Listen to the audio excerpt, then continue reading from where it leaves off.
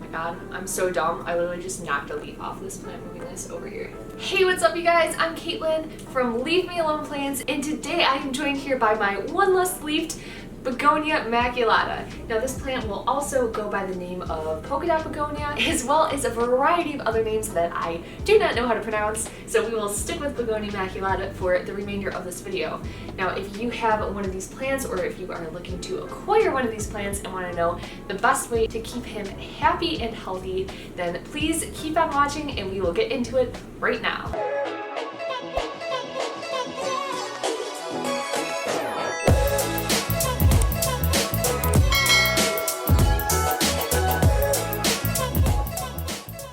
Begonia Maculata is native to Brazil, but if you're looking at it, to me this plant looks like something that belongs in a Dr. Seuss book or just some made-up land. It really doesn't look real.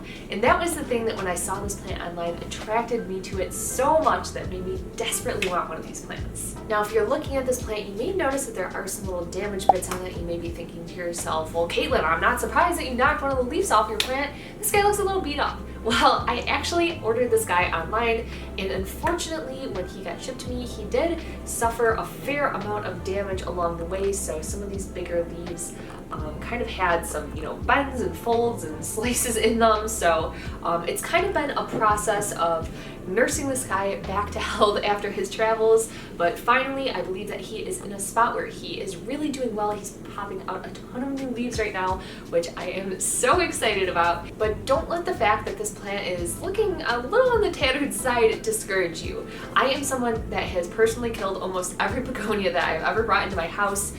As I always say, I live here in Arizona, my humidity is not great, and I really struggle with begonias. However, this guy has really not given me too much trouble. Even being in kind of a rehab state when I got him, he's really pulled through super well and has not had crazy care requirements. So of course I think something that we instantly think about with begonias is that they require a lot of humidity. And while I will admit that this guy probably would be a little bit happier with some more humidity, you might notice that on his tips on most of the leaves he does have these little brown edges.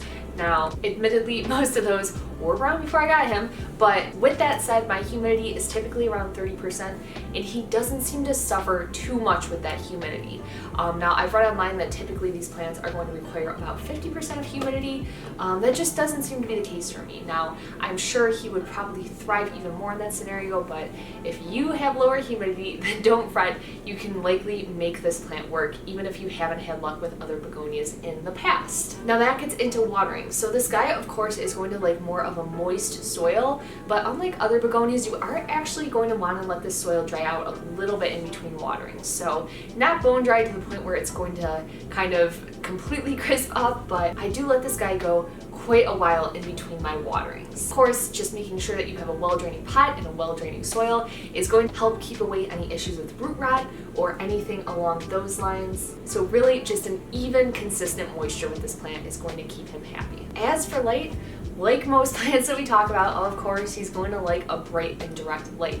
Now, I keep this guy right next to the window. He has a pretty prime spot in my house in terms of lighting, just because I knew that this plant was kind of in a rehab situation and I wanted to give him the best chance to stay happy and healthy. Now, of course, you are going to want to be a little wary of putting him in a bright, direct light, and if you do that, you might notice not only will the leaves burn, but you can also fade these silver spots on here. So if you start to notice those spots in particular fading, that can be a sign that he is getting too much light. Now, on the flip side of that, something that we typically will see in plants if they are not getting enough light is that their colors will fade. So you have this beautiful dark green on the front side of the leaves, and then I'm not sure if there's an angle that I can turn this at, but if you can kind of peek through there, he has this beautiful red underside of those leaves as well. So if you start to notice those colors fading a little bit, then that might be a sign for you that your plant is not getting enough light. Now, I have not had this plant bloom for me personally since I've had it,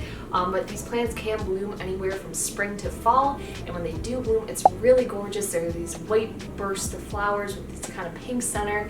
So this year probably won't happen, but I'm really hoping that by the time next year rolls around, this guy is healthy enough that he will put out those blooms for me. As for the speed that this plant grows in general, while it's not the fastest growing plant that I have, you may be able to see that on here right now, I have this new leaf coming in as well as one over here, and I thought there was another one. Oh yeah, there's two over here actually, you see them right up there. And I have had a fourth one come in since I've gotten this plant. So while it is not, you know, something quite in line with the pothos or string of hearts, this guy does put out a pretty good amount of leaves. So I've really enjoyed watching him grow, and it seems like there's always kind of new buds shooting out of here all the time on this plant. Now that gets into propagation. Of course, as I've said a million times, I've been kind of waiting for this guy to heal up, but once he gets a little bit bigger, I do think I'm going to go in and give him a little chippity chop. So when you're looking to propagate this plant, as always, you're going to do a stem propagation, and you're going to want to cut on the nodes. So a really good way to easily look is kind of look for a little fork in the road on your stem. So right here would be a great place, right below this node, to make a cut. Of course, you have another node up here that you can make that cut. And from there, once you have it cut up, you're just gonna, you know, either put it in water or put it in soil, and it will root up from there, and you will have another plant. Now, although these plants are very whimsical and would likely look really cute in the kids' room, do just note that they are toxic when ingested to animals and to humans. So, as always, if you have hungry little hippos, hungry little critters in your house, be sure to put this plant either somewhere where they can't get it, or opt for a big plant or a different variety. While I have personally not experienced any pests on this plant, I have seen other people mention that they do have problems with them.